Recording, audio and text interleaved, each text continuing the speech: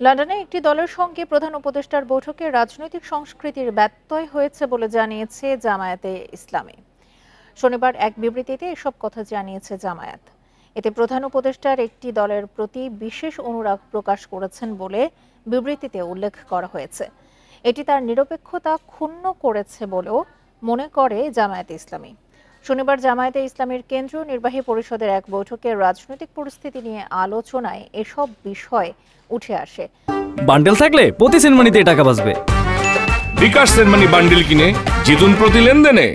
বিবৃতিতে বলা হয়, লন্ডনের প্রধান উপদেষ্টার সাথে বিএনপির ভারপ্রাপ্ত চেয়ারম্যান তারেক রহমানের বৈঠককে স্বাভাবিক মনে করে বাংলাদেশ জামায়াতে ইসলামী। তবে বিগত 6 জুন জাতির উদ্দেশ্যে দেওয়া ভাষণে এপ্রিলের প্রথমার্ধে জাতীয় সংসদ নির্বাচনের রোডম্যাপ ঘোষণা করেন প্রধান উপদেষ্টা। এরপর একটি রাজনৈতিক দলের সাথে বৈঠক করে বিদেশে যৌথ প্রেস ব্রিফিং ও বিবৃতি প্রধান উপদেষ্টার নিরপেক্ষতা ক্ষুণ্ণ করেছে। সরকারের নিরপেক্ষতায় প্রধান উপদেষ্টার ভূমিকা জাতির সামনে স্পষ্ট করতে অন্তর্বর্তী সরকারের প্রতি আহ্বান জানায় জামায়াতে ইসলামী।